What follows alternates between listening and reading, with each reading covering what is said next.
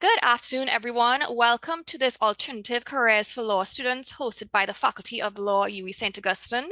My name is Dr. Emma Perro. I am a lecturer at the faculty, and this is actually our fourth version of this event.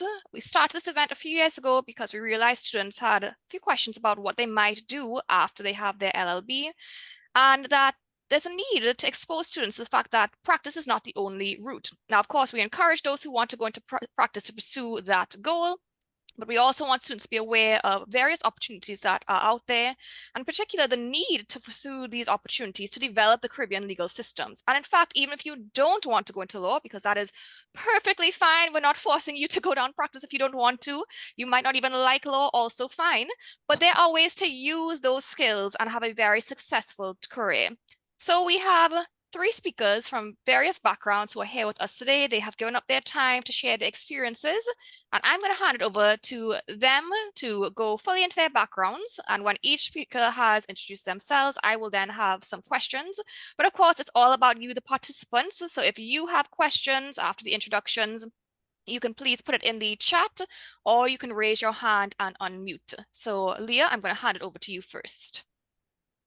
Thank you so much, Emma, and a big hello, warm welcome to everyone who's here for this session.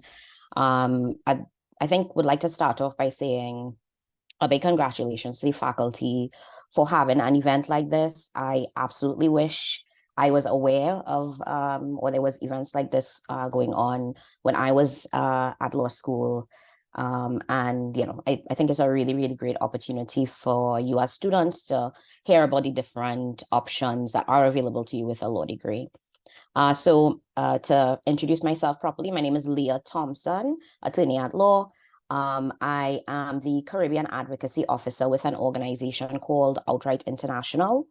Outright International focuses its work on global advocacy to advance women's rights and LGBTIQ rights. So I'm actually speaking to you. I'm based in Trinidad and Tobago, but I'm actually speaking to you from New York, where I am here to attend the United Nations Commission on the Status of Women that started last week. And today is actually the final day. So where to start?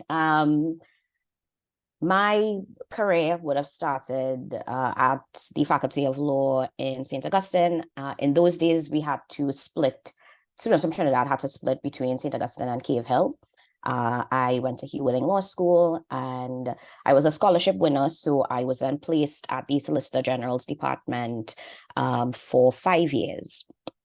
So during those 5 years, my hands were pretty much tied in terms of career, in terms of next steps in my career.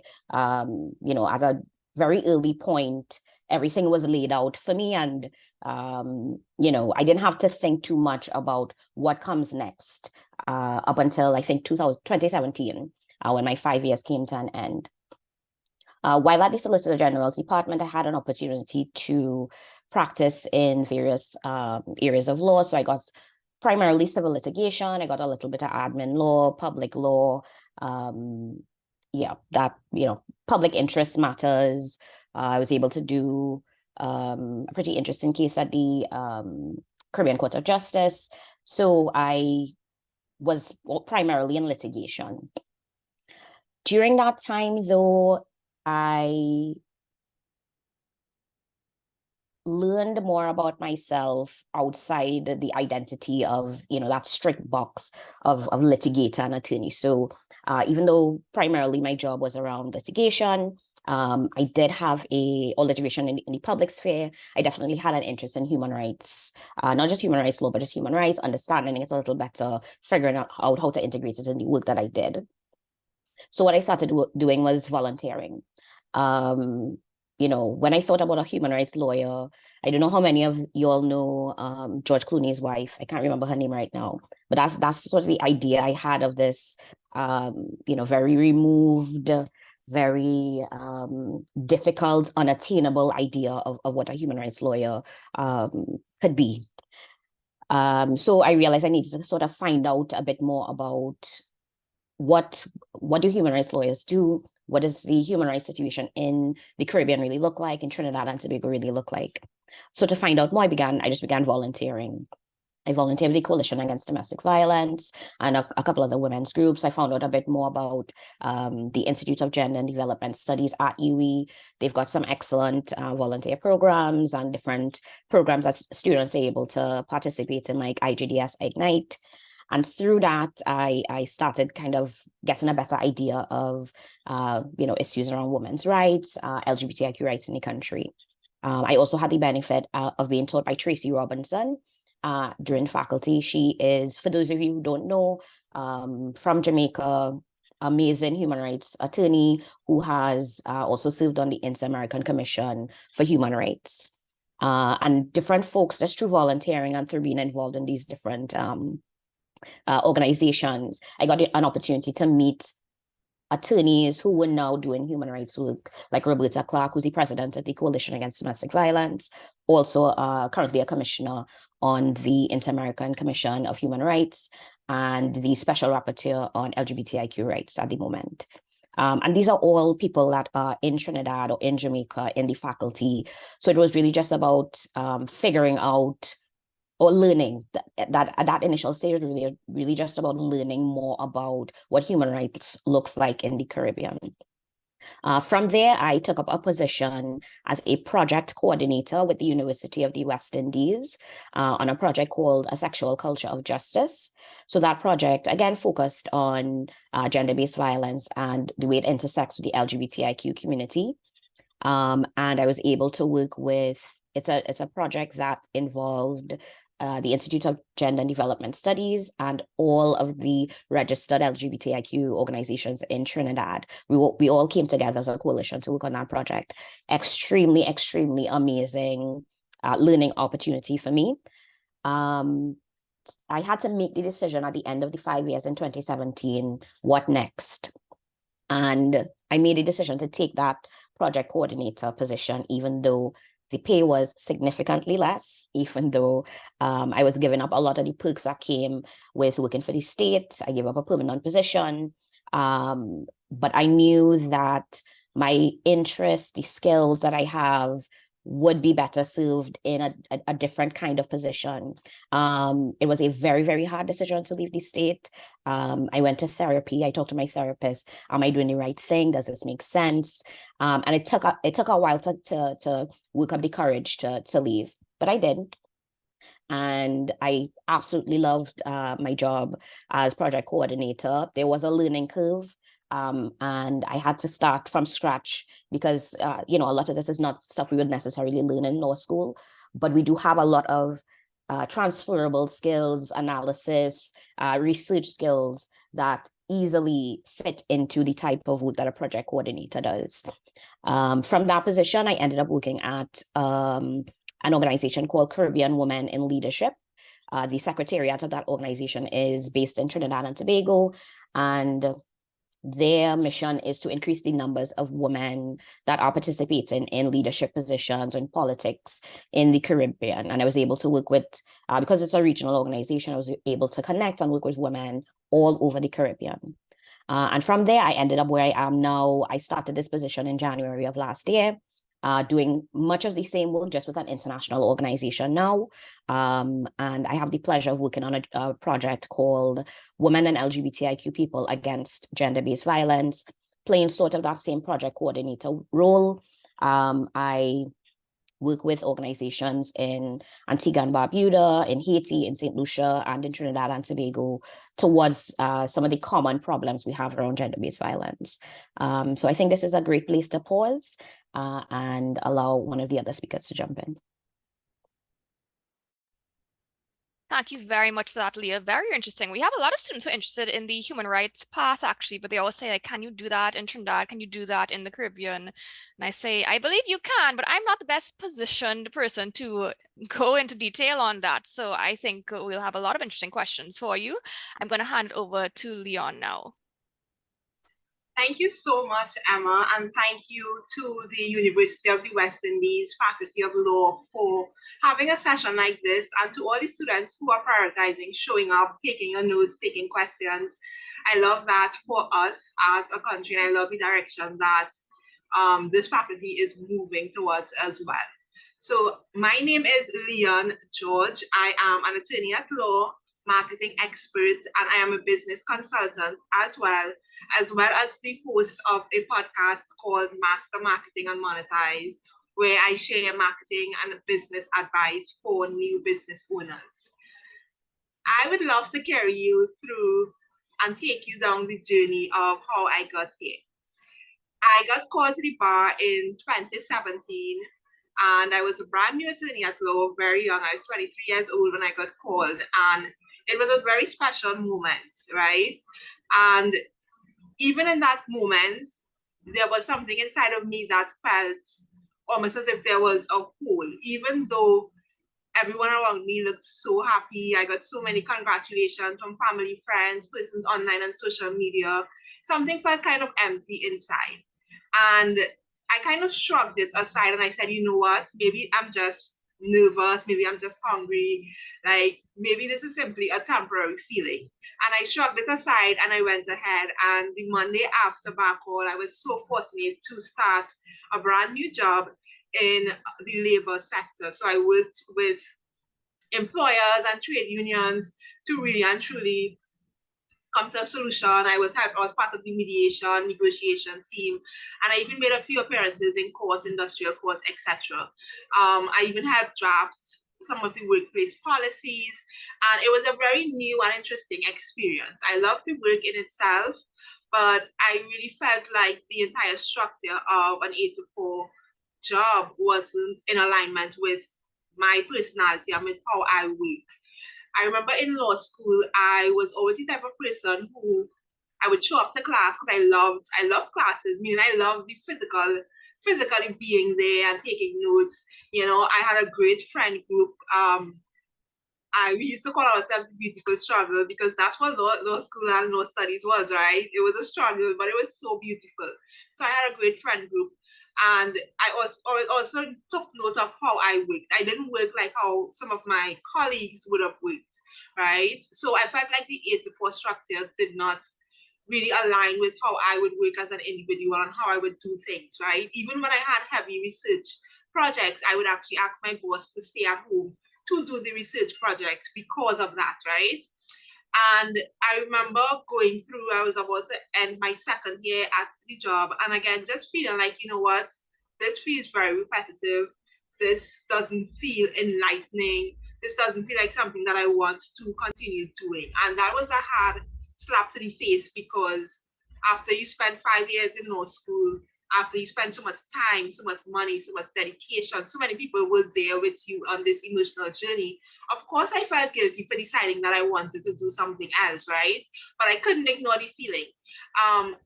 I remember also kind of just diving into personal development, which is simply you getting to know yourself and your strengths and what you are good at. And I also did a bit of volunteering, like Leah. I volunteered with a local club and we did a lot of community service projects. And I was also the director of that club. And my job was to get members to attend events and for us to build that unity and camaraderie as a club. And that meant that I had to throw events, I had to market the events, all these different things. And I did that. And every time I came up with a post, a caption, etc., and I would share it among club members, people would be like, wow, like, I love how you wrote this. I love how you brought it across, right? People, like, there was almost like 95% attendance rate simply because I knew how to speak about the event, I knew how to market, and I knew how to sell it, right? And when I dived into personal development, I realized one of my strengths actually is communicating, communicating online, communicating written. Like, I just had a way with words and I had a way of writing in a persuasive manner.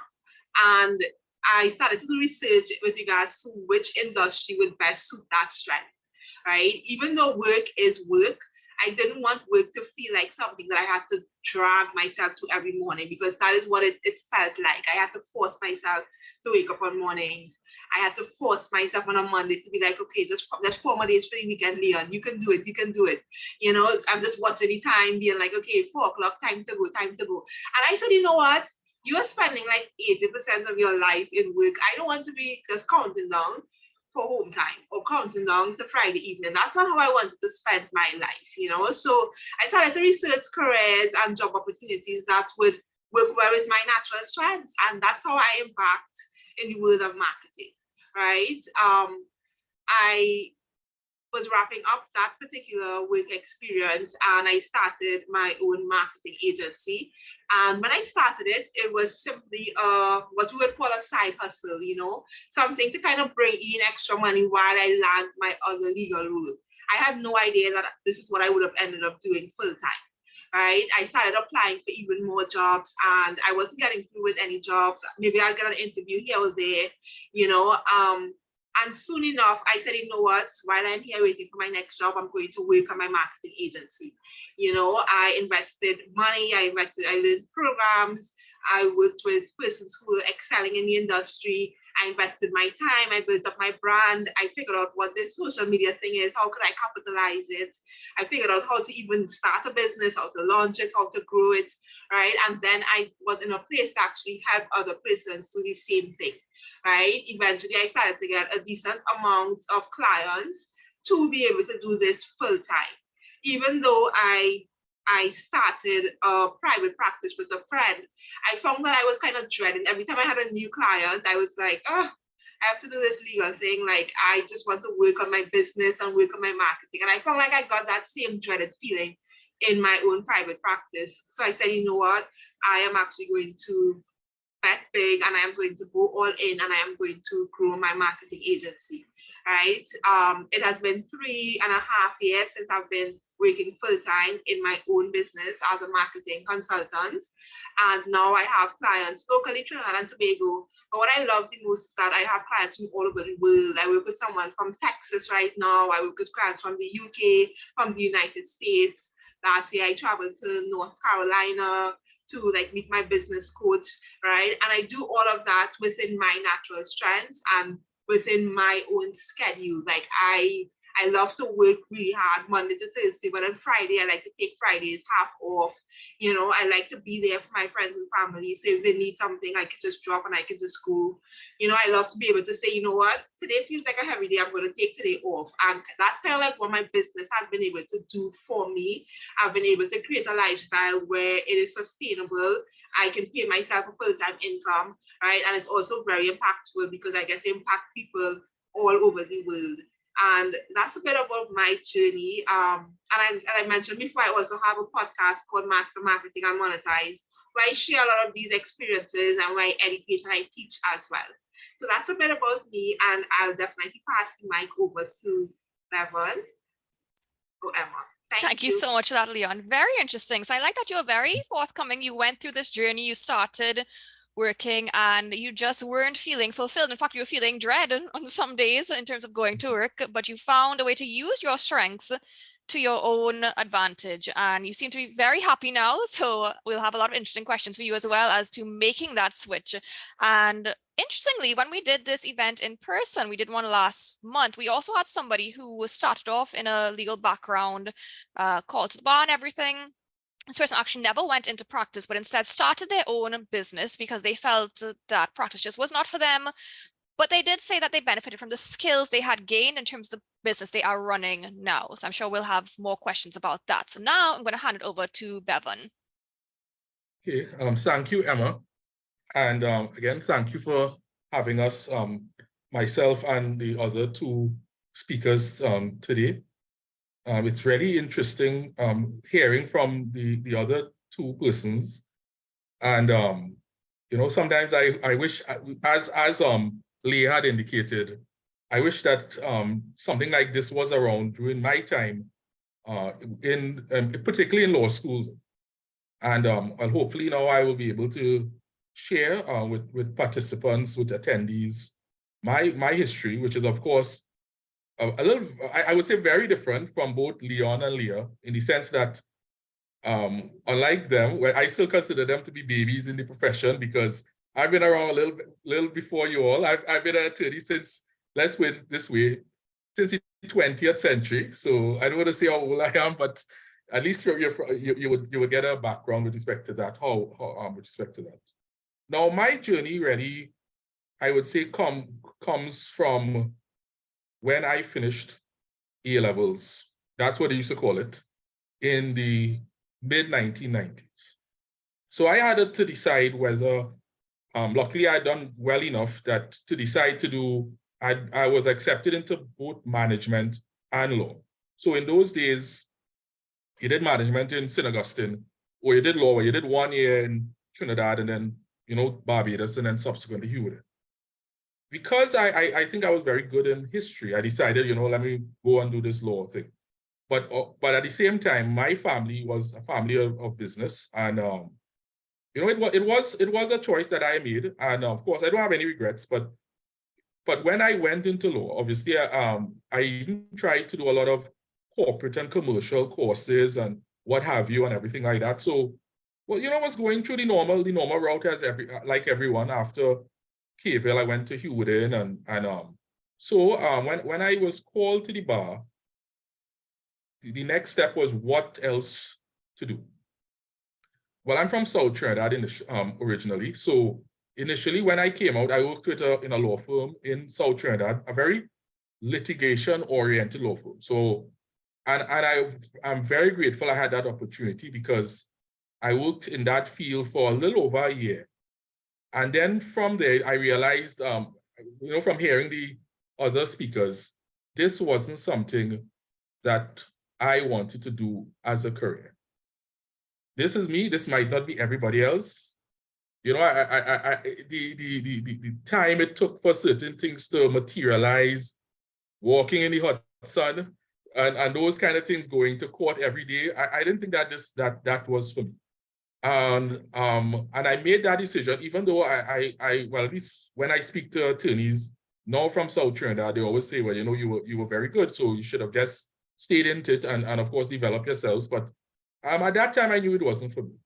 Luckily, I was awarded a partial scholarship to go and do a master's in law in corporate and commercial law in the UK.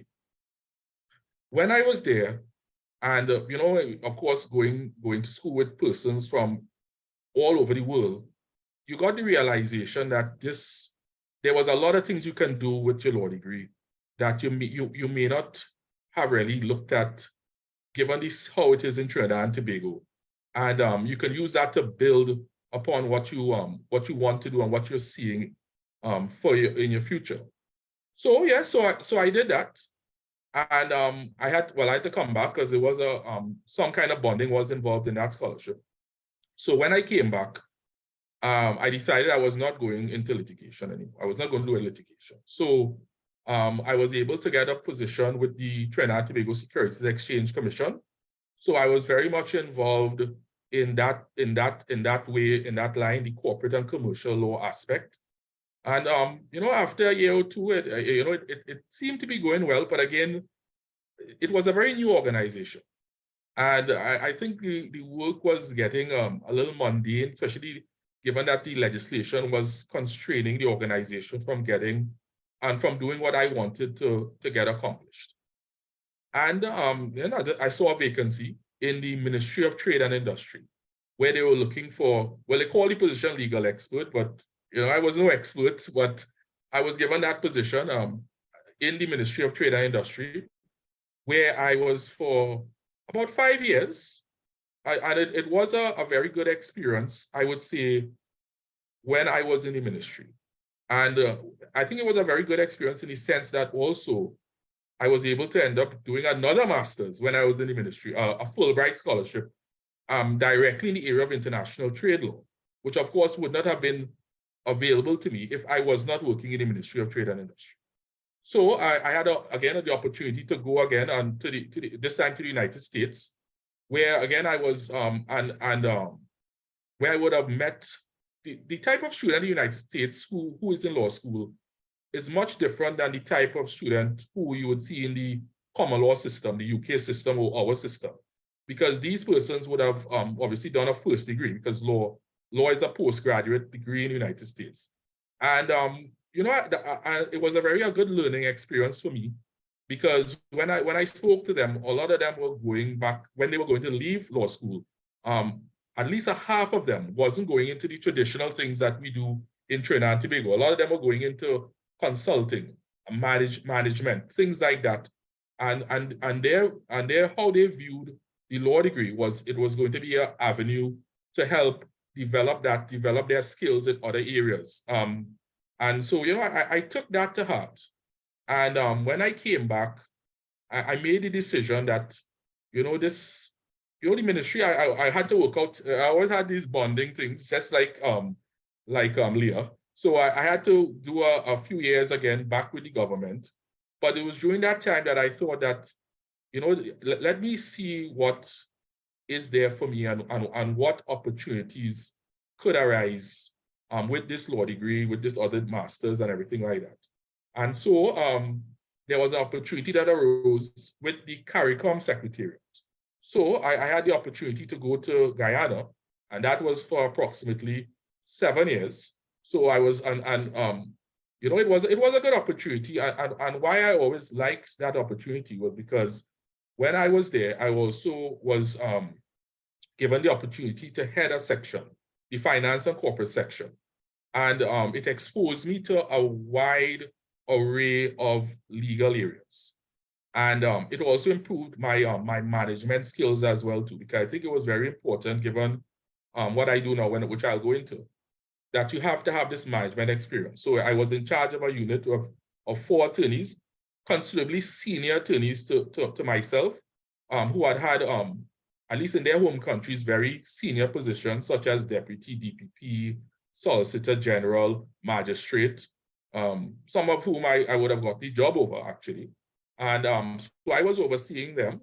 And I did 7 years in CARICOM, and it was a very good experience. It also gave me the opportunity to, let's be honest, to see the world, because it was a chance to attend a number of meetings all over the world and to really develop my skills as well. I even got back into litigation to some extent because I would have represented CARICOM at the Caribbean Court of Justice in terms of the original jurisdiction aspect for a few years as well too. So that was also a very good experience. But then you're in the next country, so 7 years there, and well, this was unfortunately before they found oil in large amounts. So the country was considerably different than what it is now, and considerably different for somebody coming from Trinidad. And it was always somewhere that I didn't think that I was going to stay forever as well too. But obviously there were opportunities to stay. But then I made that decision to myself. Some had to do with family as well, that it was time to come back to Trinidad. So this is where my journey started to where I'm currently at. So my position right now, I am the executive director of the Fair Trading Commission, which is the agency responsible for promoting, protecting, and maintaining competition in Trinidad and Tobago. And why I gave you a background with my journey is because the work of the commission really entails a marriage of law and economics. You have to have really a good understanding of law, and at least for a lawyer, a rudimentary understanding of economics as well, because you have to understand how markets work. You also have to place yourself in the minds of how businesses operate, what they try to do, and things like that. But what I found was very important as well, though, was that my experiences helped me before to be I would think prepare me to manage an organization. Our organization is still very small. We have, I think, 9 or 10 persons, but the degree itself, as well as my journey, would have helped me in terms of managing people, better understanding people. And the fact that I worked in different areas, which I think was an asset, means that I was able to interact with persons from beyond the legal profession as well too. So it was a very good, and it has been a very good opportunity. So far it's the longest I've ever stayed in an organization. And it's always continuous learning, because we really try to develop ourselves and better understand markets and better do the work that is required. Of course, we are government funded. Now, I also recognize that, going into this area, in particularly as a manager, because we have a legal department now, and I really have to, I'm a lawyer, but not like before, like a lawyer. I have to take advice from the legal department, which I try to do as best as possible. They might differ in their own views, have their own views. But at the end of the day, the law also allowed me to look at other opportunities, right? And in particular, myself, I would have looked at situations where legal persons would have headed organizations. Now, they aren't much. Like in terms of the state sector, you may see now and then a former corporate secretary as the interim acting head. But as far as my research has shown, right now, I'm probably the only person who is in the state sector who is heading an organization confirmed as the head, not no acting head or anything like that, who would have gone through the process such as my other two colleagues on the panel in terms of becoming a lawyer at, in the early to mid 20s, and then, subsequently going into other fields and then coming back into this field. So what I would say, you always have to look at what you want to do. And in terms of like heading organizations such as state agencies, you have to prepare yourself. Because within that time too, I would have also done a master's in public administration, which would have helped me in terms of trying to manage people and understand people and to better do what I need to do. But at the same time, even though I don't work directly anymore in the legal field, I have been luckily, in terms of like in an organization, I've still been lucky enough to apply my legal knowledge in other aspects. So currently, I serve as on two boards as the legal person. One is Invest TT Limited, the National Investment Promotion Agency. So obviously, my background with CARICOM in particular would have assisted me in I guess the powers that be selecting me as to be on that board. I'm also on the board of the Trinidad Tobago Heritage and Stabilization Fund, which is our sovereign wealth fund. So that was in the news for the not too much this year, thankfully, but in the last few years when because of the various economic challenges that was facing Trinidad and Tobago, it required that at times to go into the fund and for there to be withdrawals. It allowed me at doing with these two positions, particularly the second position, to ensure that when the government was requesting these funds, that it be done in a proper manner and that the legislation allowed what they were seeking. So I still do that type of work as well too.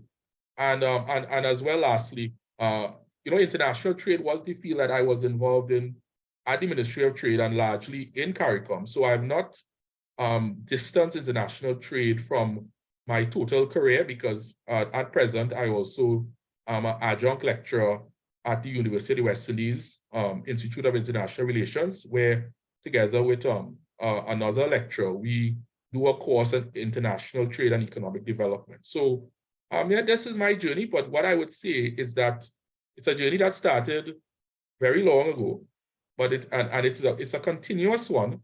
And I'm really grateful that the initial background and training that I had in law at the University of the West Indies and the Hewden Law School would have prepared me to the journey that I have taken over the last 20 years. So this would be some of my brief words, hopefully brief.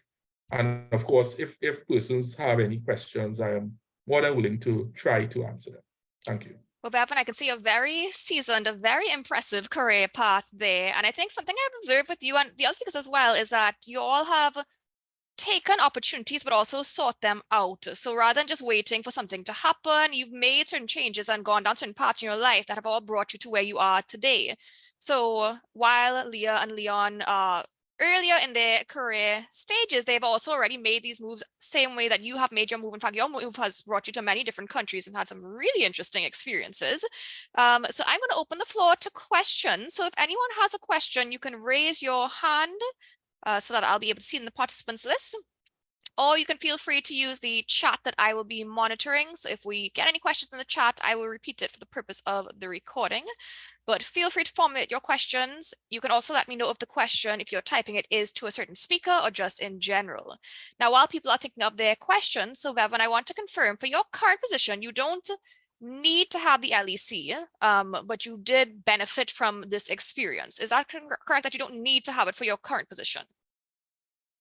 Well, you don't even need to have LLB technically, because when I actually interviewed for the position, it would have been, well, so I was told, it would have been persons with, it would have been 5 persons, and I'm not even considering who applied. The actual interview process would have been persons in other fields as well too. But the area of regulation, which is what the Fair Trading Commission is involved in, they have, not necessarily in Trinidad and Tobago, but they have had heads of organizations in different countries who have a legal background. And that's something, again, we have to always reiterate, that you always look at how things are being done in other countries as well too. For instance, when this commission was established, I looked at the Jamaica Fair Trading Commission, and the last head of the Jamaica Fair Trading Commission was an attorney.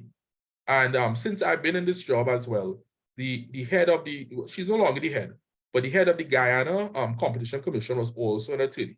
Because regulation is an area where the legal background, even at the LLB level, would of course assist you in carrying out the types of what requirements that are needed for somebody to be an effective regulator.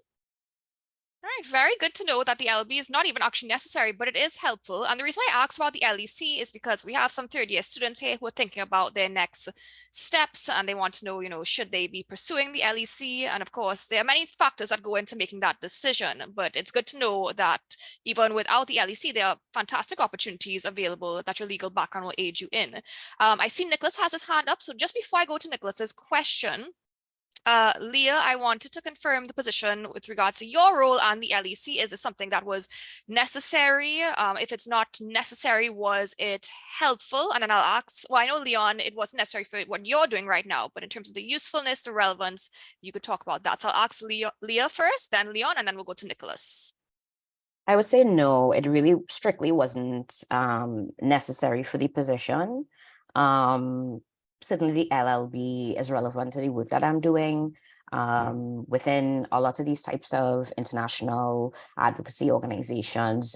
They have research, law, and policy teams that certainly, even just with your LLB, you'd certainly qualify for. So strictly the LEC was not necessary. All right, and then I see, Leon, the question that I also asked has been asked by another person in the chat. Now that you've established your own business, do you think obtaining the LEC was necessary? I don't think obtaining the LEC was necessary or is necessary for anyone to start their own business. So even for me, but I am grateful that I did it, because it helped in the journey of starting your own business. I feel like the dedication that you need to pursue and complete an LEC, it definitely is the same dedication that you need in your own business. So definitely not necessary, but I also see it as something that you won't regret if you decide to embark on it. Thank you very much for that, Leon. And I think you're right in terms of the own business is a very difficult route. It's something that people think you can take lightly, but running your own business and being self-employed is actually very taxing, although I'm sure you find it rewarding. I'm glad to hear that, but it is probably good for people to realize that it's not the easiest thing to do. And if you can get through the LEC, you can manage your time well enough. It might be a good sign for your future if you were to go the self-employment route. I'm going to hand it over to Nicholas now, who I see has a question. Hello, good afternoon, everyone. Well, I have 2 questions, so I'll address the first to Mr. Narinesingh. So I was just wondering, based on your background and based on your current position, you might say that there's often a cross-disciplinary approach that you might have to take sometimes with combining your knowledge in law with economics. So I was just wondering if you ever run into any conflict, therefore, and if there's any one subject that you'd have to give greater weight in a particular position. I suppose, like, if I had to narrow it down a bit more, where you might see there's a legally compliant way of doing things and you don't want to subvert the law in any way, but you recognize that there are businesses in Trinidad that might operate kind of not to sidestep the law, but just, to do their own things effectively. Yeah. You have another question, Nicholas, or you're asking and then me, and then you'll ask the other question, right? Yes, my second question was for Leon, actually. Okay, great, thank you. All right, well, first and foremost, I would, as I always tell persons, the law comes first, right? There's clear law that you need to adhere to with respect to certain conduct and everything like that. But the area of competition, the legal provisions are interpreted and drafted and are drafted very broadly. So some of the interpretations that you spoke of, Nicholas, it could lead to a type of interpretation that would allow if the regulator is so inclined to allow a certain type of conduct without unduly restricting business as well too. Because when that's the one thing in terms of the area of regulation, you always have to also look at the policy perspective as well too, that are being set and everything like that. So there would be change but it's also a very evolving area as well too. The key what we have tried to do, because as you know, economics is a very complex complex area. We try to simplify it as best as we can to when we have to do a board paper or present something to the board in a way that would make it quite understandable. But the objective at all times is to ensure that there's compliance with the law.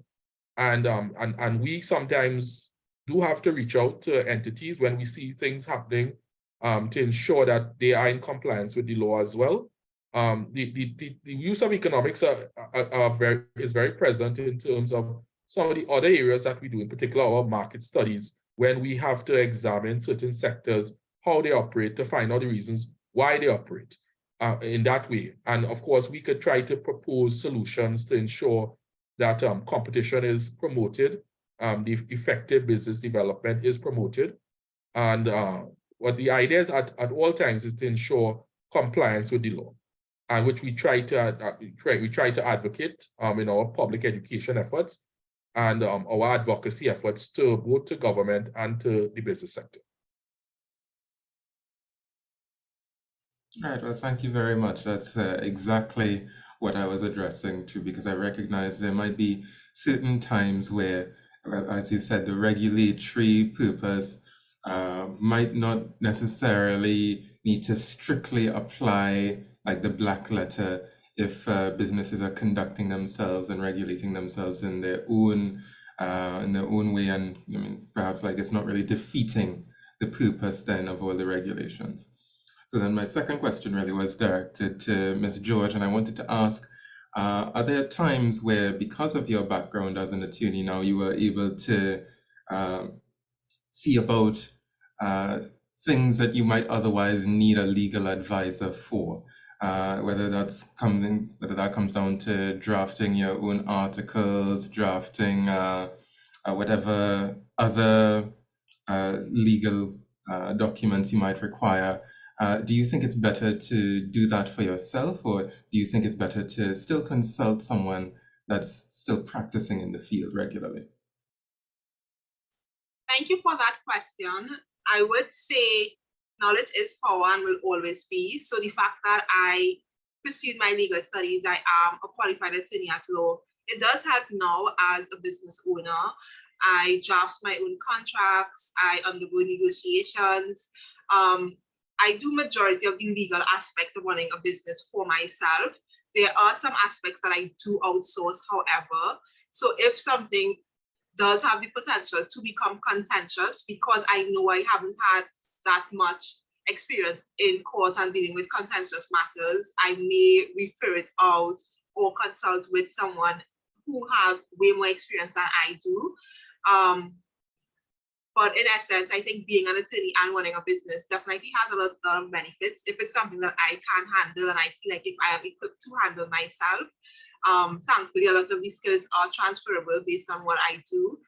But if it's something that I feel like if I am not the most experienced in, definitely I would consult out, I will outsource, I would refer it to someone who would be more equipped to deal with the matter. All right, thank you. That makes a lot of sense. And I said it was a question directed to you, but of course, if any of the other speakers as well want to chime in on that topic as well, I'd really appreciate the insight. But I don't want to monopolize the time. I see is another question in the chat, so I'll let Dr. Pero guide.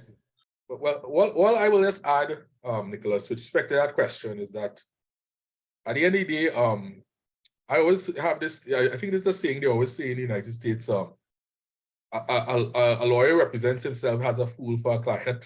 So I try to, if it's something basic, but obviously, that's the one good thing I would say about doing the law degree as well. The networking is very important because you forge friendships, personal and professional, for years to go by, for years on. So obviously, if you take go down a next path, and you need even some clarifications into things you mentioned, like contracts and some of the other work, complex work, legal work, you at least would have somebody you can reach out to and hopefully give you some free advice.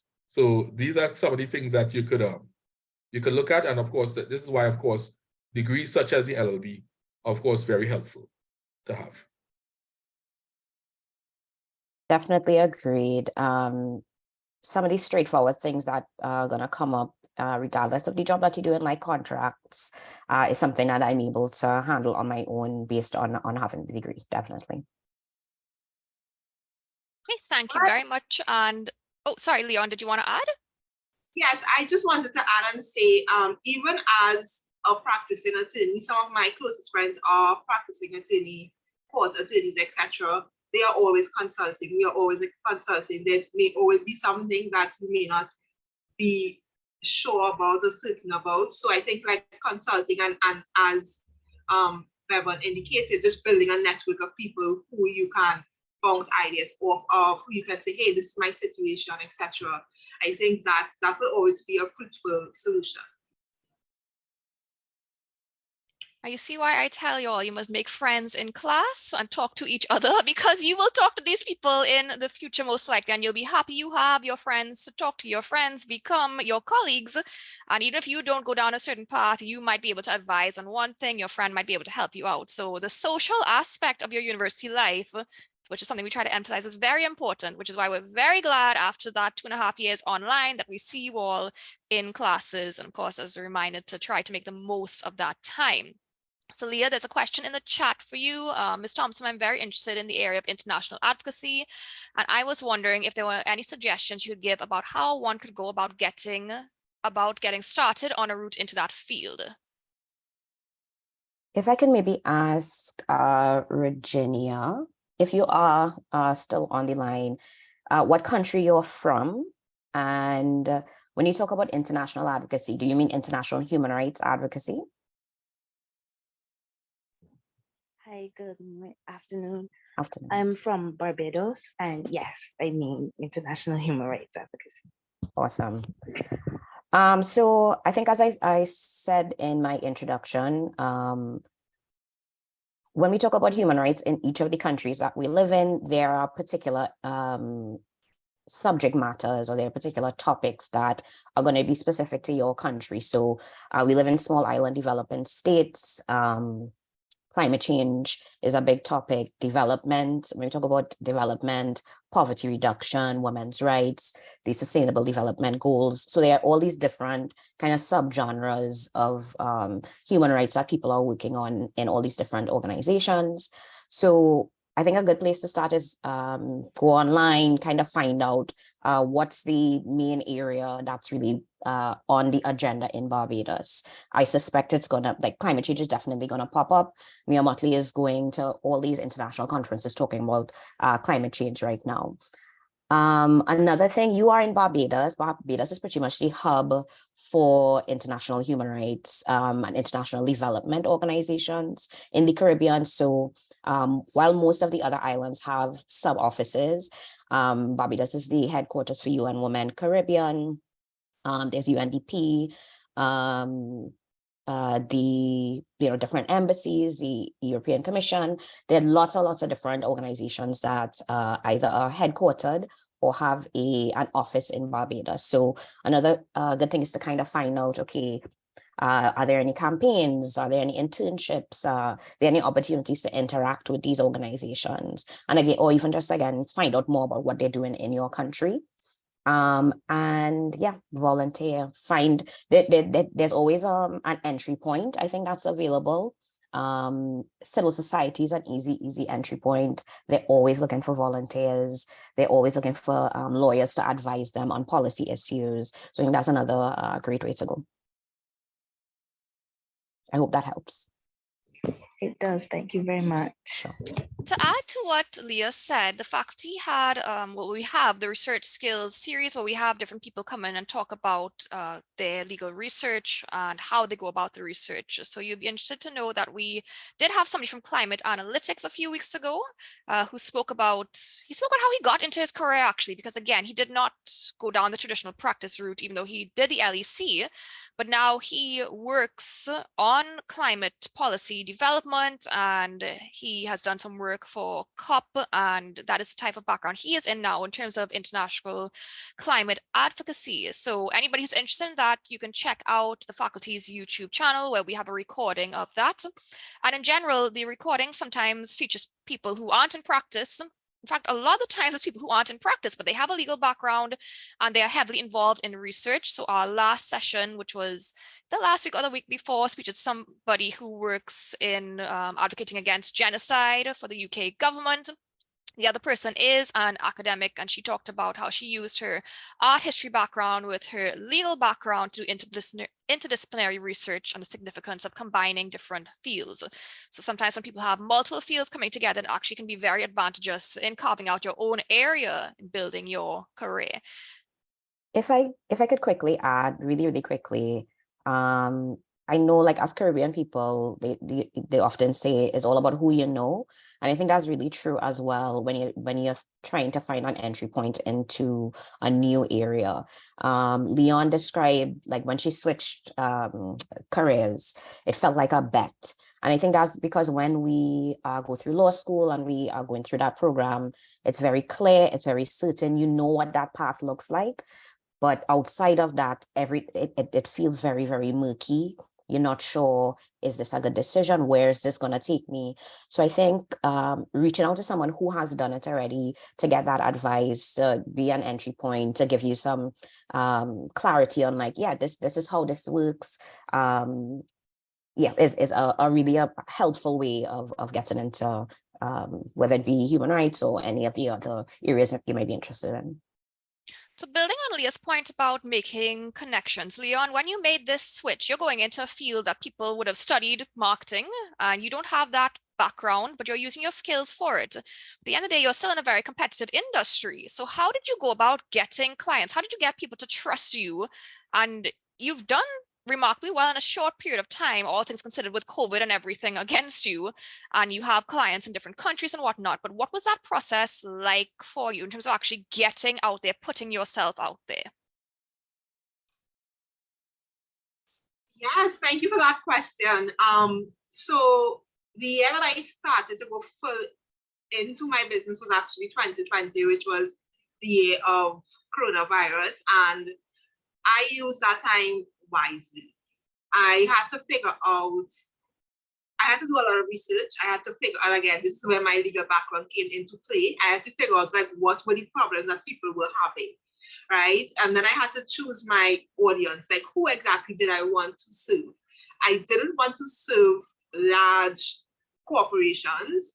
I really wanted to serve more small to medium business owners who really wanted to grow their sales, grow their impact, build their personal brands. So now that I figured out, like, what was my unique positioning and who I wanted to help and how I wanted to help them, I then had to undergo my own SWOT analysis and figure out who are the people who are already doing what it is I am doing, right? How can I get in their inner circle? How can I figure out what exactly is working for them and add my own spin to it? How could I create a space to try and test and become more visible? That looked like me actually going out there and pitching myself and saying, hey, this is who I am, this is what I do. Would you be interested in finding out more? Would you be interested in working on a trial basis, right? Putting myself in certain groups, whether it's like Facebook groups, whether it's it's seminars and sessions like this, actually showing up, asking questions, etc., and more or less allowing my name and my brand to be seen so that people can start associating me with marketing and with online business. For 5 to around 6, 7, 8 years, I was associated with law, being the lawyer girl. People would call me, hey, lawyer, etc. And I had to figure out, okay, how can I let my legal background be part of my story, but not be representative of what I do mainly right now? All right, so that involved a lot of, again, just brand recognition, putting myself out there, really being brave enough to say, okay, where are these people hanging out and how can I find myself there? How can I start a LinkedIn profile, right? And yes, I have a attorney at law in my bio, but also have marketing experts, content marketing strategists.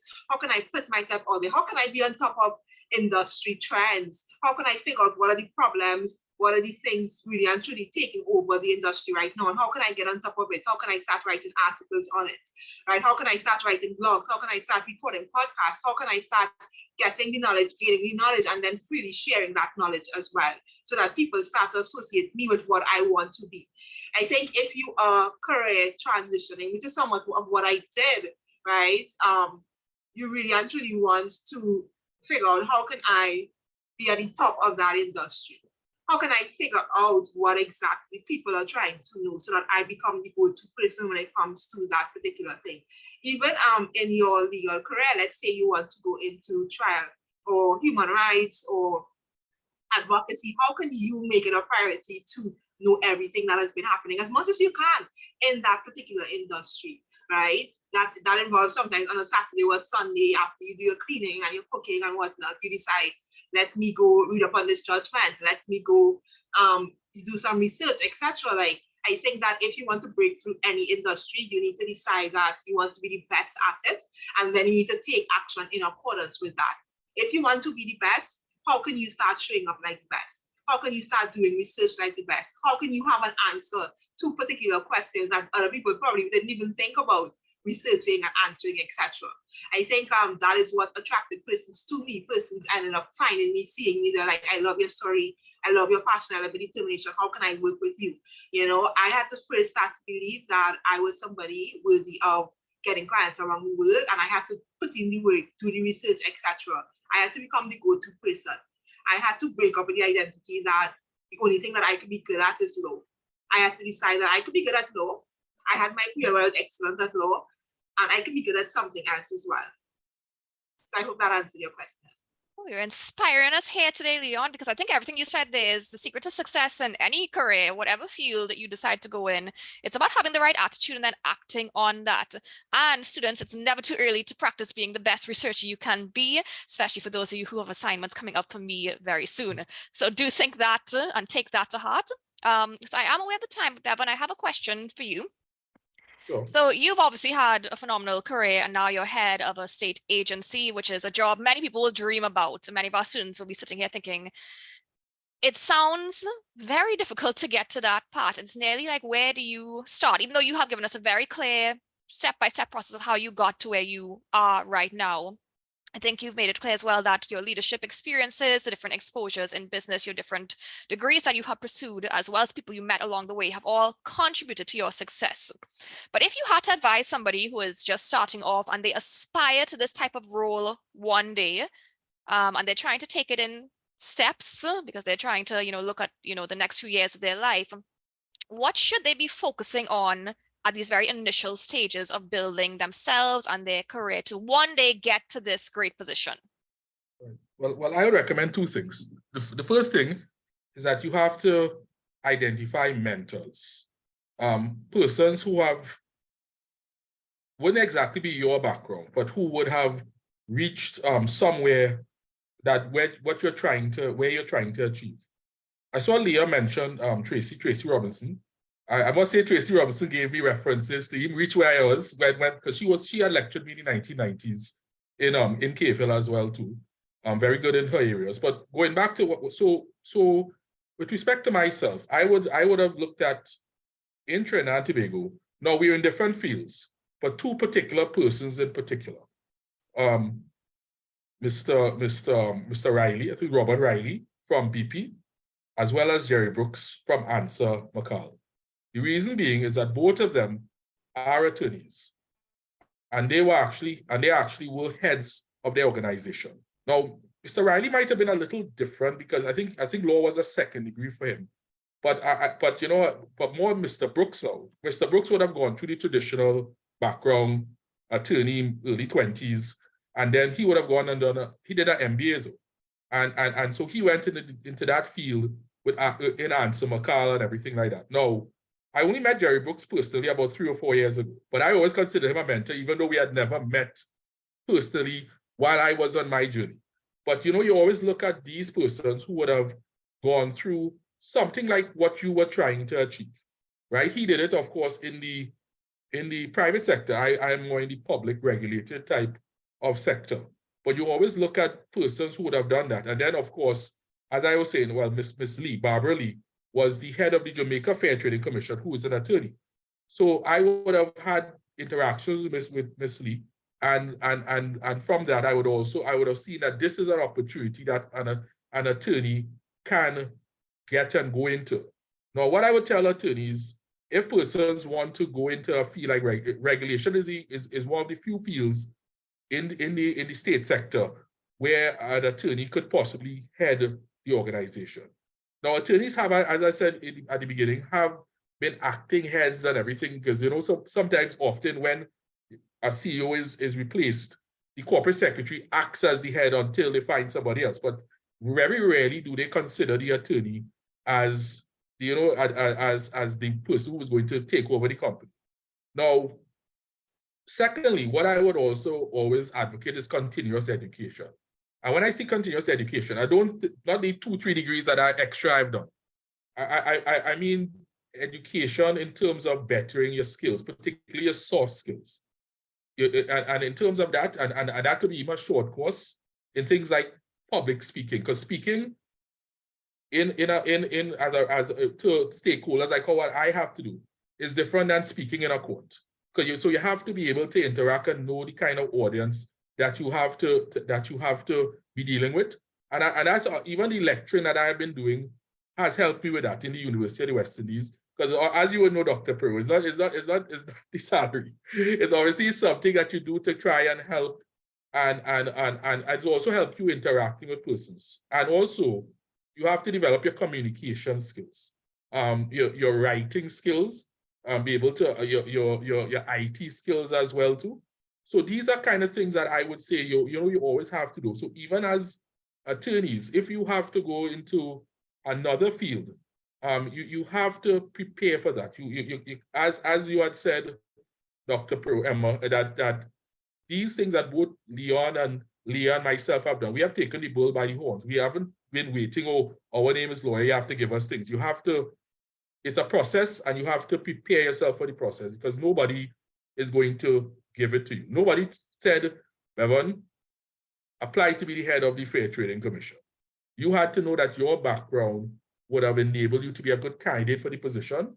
And when you interviewed for the position, well, you were lucky enough to be selected. So yes, always be preparing and always looking down the line as well too, in terms of what you want to do with your professional life.